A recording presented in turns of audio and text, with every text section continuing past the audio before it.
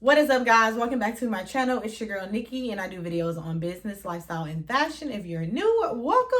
So today I'm back with another Atlanta edition video. In today's video, we're just going to talk about the overall cost of living in Atlanta. So this includes rent, the cost of groceries, the cost of gas, and just your overall, total average monthly cost of living we're going to be looking at. So I'm going to try to be as completely honest as possible. Before we get into the video, if you have not already done so, go ahead and hit that subscribe button, turn on that notification bell, and let's begin. Okay, so to begin with, in order for you to live in Atlanta, you're going to need a home. So first, we're going to talk about apartments. So the average citizen in Atlanta pays $1,500 a month in rent, which to some people is a lot. Some people it isn't anything really. It just depends on where your background and where you come from. So most people, when I tell them this, they're like, whoa, but honestly, it just depends on what part of Atlanta you are living in. Honestly, if you're getting a 1-bedroom, realistically, if you plan on moving here, you do want to expect to pay $1,200 and up, especially if you are living in a decent area. Some places are cheaper, but the cheaper you get, the worse the area gets. But if you are looking for a 1-bedroom apartment, do expect and come here with at least $1,200 a month towards your rent. 2 bedrooms goes up from there. So I would say most of the 2 bedrooms that I've seen and looked at are about $1,500 and up. Again, it just depends on where you live, but most people, here who have 2 bedrooms, they'll usually come with a friend, a significant other, or somebody who can help them with the rent. So if you're someone who wants to move here and you're alone, make sure you have those funds, just because you don't want to get out here on your own and have all these monthly rent costs that you obviously cannot afford. Most people, they have roommates just because it is cheaper. For example, if you get a 2-bedroom at $1,600, you're going to be paying $800 instead of worrying about the $1,200 for just the 1-bedroom. Now, if you have a significant other and you guys are getting a 1-bedroom, that is a double plus, just because $1,200 divided by 2 is how much? $600. So definitely won't have to pay that much, but honestly, since I moved here, I've just gotten real and accepted the fact that if I cannot afford $1,200 a month and up, then I will not stay here. But just expect that, just because you don't want to move somewhere where you don't feel safe or comfortable. In most decent cities of Atlanta, you are going to be paying $1,200 and up. So do expect that if you are on your journey of living or looking. Just expect that you're going to be paying that, and look for a job, where you can actually afford those funds. So yeah, moving on, we're going to talk about gas. Look, let me tell you, I can go all day about gas in Atlanta. When the pandemic first started, I was literally so happy, because everywhere you went was like gas was like $1.80. Now gas is literally like $2, and I have a gas station right by my house. $2.80. So I would say before the pandemic started, and when I first moved here in 2019, the average gas was like $2.40, $2.50. So let's hope and pray that when this is all over, it stays that way. So it's kind of hard for me to give you guys a pinpoint on how much you're going to pay on gas, just because we're in a pandemic and so many things are different. But I just want to say, do not expect for it to get $3 and higher, just because honestly, it doesn't really get that bad. Honestly, in some suburbs it does, but most places that you go, it's not going to get that bad. But if you were to move down here right now within the next couple of months, do expect to be paying about $2.80 towards gas a gallon. And that is just for premium. So if you were standard. I think standard is like premium is going to be like a little bit more than that, obviously. But if you're a standard driver like me, you have a Volkswagen or whatever, a little basic average car where you just need just the standard gas, do expect to pay about $2.80 a gallon. And honestly, if you live close to your house, or if you work close to your house, it's manageable. Like for me, example, I currently work from home, so I probably fill my gas tank up like once every 2 weeks, if that, because I don't really go that many places. But if you're somebody who works 45 minutes away with Atlanta traffic, let's say that's an hour, just because there's always so much traffic, just expect that you're going to be filling up, I would say maybe once every every 2 weeks or maybe once every week. It honestly just depends on what kind of car you have, but I just want to say once every week, because I personally have had a commute from Griffin all the way to Norcross, and if you know that's like a hour and something drive. I would have to fill up maybe like once a week, just because my car at the time took a lot of gas. So yeah, expect to have your savings, just because you don't want to get here again, blow all your money on rent, and then when it's time for you to start your new job that you're so excited about, you can't even get there. I've seen a lot of people do that. Personally, I've experienced that, because when I first came here, I was definitely not as stable as I am now. But I was just so excited about my new job. Like, oh, I have my new job, I cannot wait to start it. But then I looked at my bank account, I had like no money towards gas. Make sure you have money saved up just for like those little expenses, just because it can really cause like some stress on your life. You don't want to be, oh, okay, I've been getting to my job all week and now I don't have any money, I ran out of money for gas. Just because a lot of the places that you're going to more than likely work from can sometimes be far from your apartment. Atlanta is a very big place. All right, so moving on, we're going to talk about food. So food in Atlanta, honestly, to me, I don't really see the difference between what I pay in Ohio and what I pay here. I feel like it's kind of the same, you know what I mean? And it honestly just depends on your household. If you're someone who's single, you can go to the grocery store with $100 and clean up, and you'll have food that'll last you like 3 weeks. If you're someone who is in a relationship, you guys need to go and have, you know what I mean, make something shake and put together like maybe $250 if you want to be comfortable and have, your meals, your snacks, and everything. But realistically, the cost of groceries isn't that bad. It honestly depends on where you're going to go. So I'm going to give you guys, I would say, the 3 best places to go and the most affordable places to grocery shop here in Atlanta.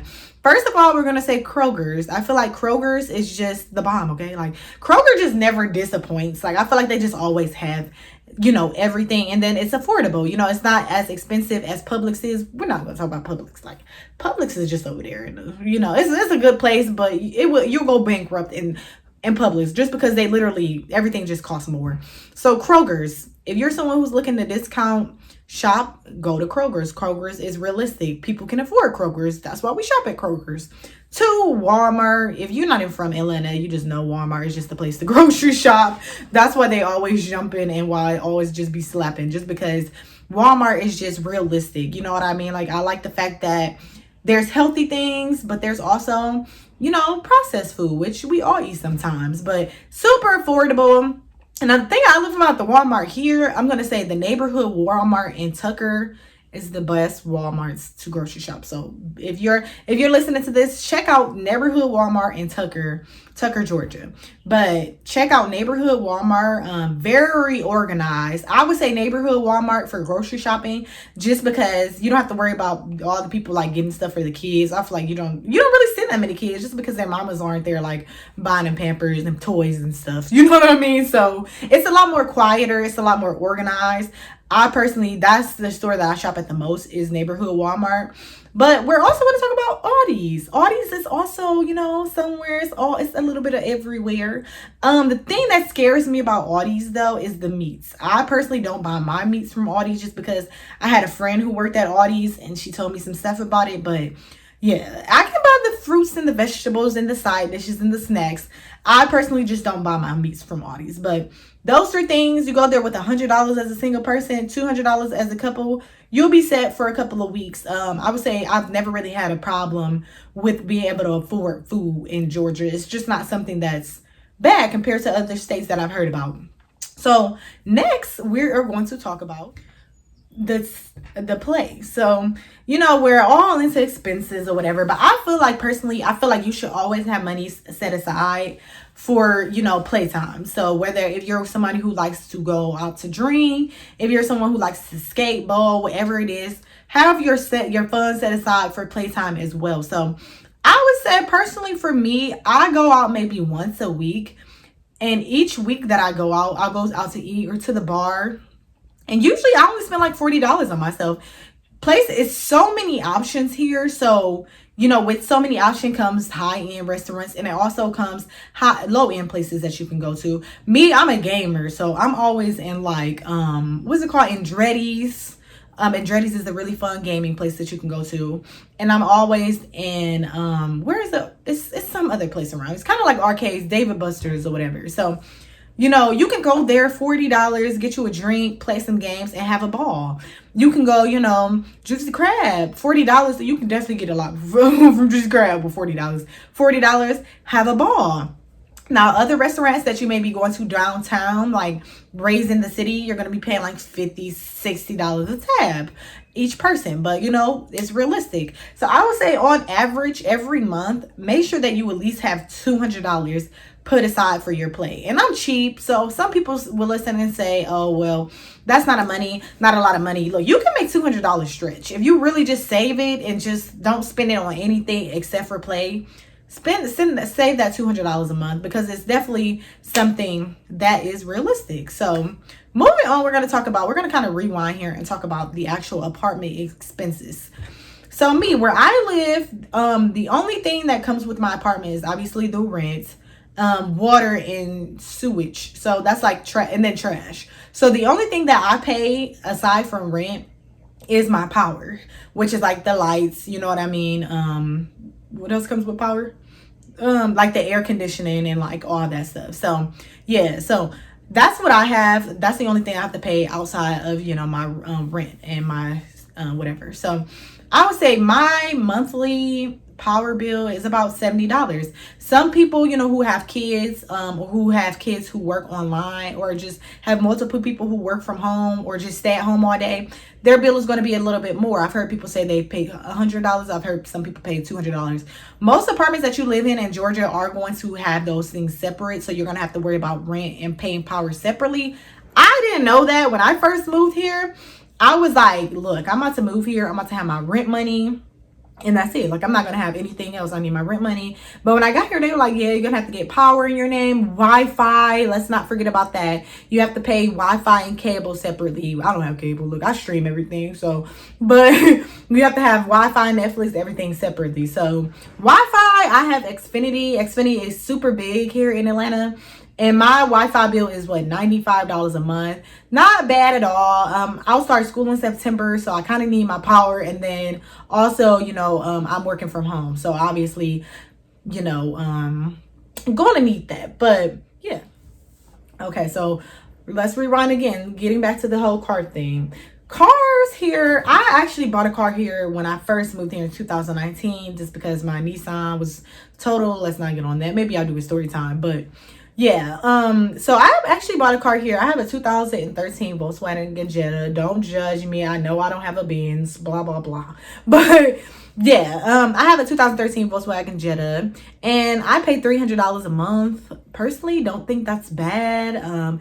Honestly, that as well just depends on your credit. But I would say if you're somebody who wants to get a newer car, so you're looking for a 2021, you can be looking at maybe like $20,000, $30,000 for a brand new car, as in like 2020, 2021. If you're somebody who, you know, you're cheap like me, again, so you're looking for like something that's higher end, but like maybe 2013, 2016, you can get something, I would say maybe for about 15, 17,000. And it just honestly just depends on your car model and the car type as well. Also, you want to worry about car insurance. Living in Georgia, they are so, you like literally, y'all know, y'all see my story time. I went to jail literally because I did not have car insurance. Not having car insurance here is illegal. When they pull you over, and they're going to ask you not only for your license and registration, they're going to ask you for your insurance. And if you don't have that, they're going to take you to jail, okay? Like they're going to take you. You're locked up. You're locked up. And if if it's your warning or whatever, they may let you off with a slap on the wrist. But if you've been caught before, just expect that somebody's going to have to bail you out. But speaking of insurance, that honestly just depends as well. Personally, I pay about $200 a month just because my driving record isn't the best. But we're not going to get on that today. I'm almost 25, pay $200 a month. The younger you are, the more it's going to cost, just because younger people are more prone to accidents. And the older you are, the cheaper it's going to cost. And then again, honestly, it just depends on your driving record. So let's break down all the finances that we talked about today. Let me go actually get my notepad. Okay, so let's say your rent is $1,500 a month. And plus you have to pay your power, which is a $60 a month. Then you have a 2016 Chevy Cruze or something like that. That's going to be like, what, $300 a month. And then let's say you are 25 like myself and you don't have the best car driving history, your car insurance is $200 a month. So then we're going to talk about groceries. Say you live alone, that's $100. Let's see, every 2 weeks, so $200 a month. And then also let's talk about, what else did I talk about? Groceries, power, gas. So let's say you have a 20-minute commute, $40 minutes both ways. Let's say in your Chevy Cruze, it costs you about $25 to fill up, but right now gas is about $3. So it's going to be about $40 to fill up.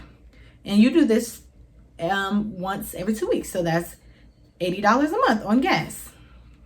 Let's add all these calculations up, shall we? I want to see if I can actually do this in my head because I'm actually really good at math.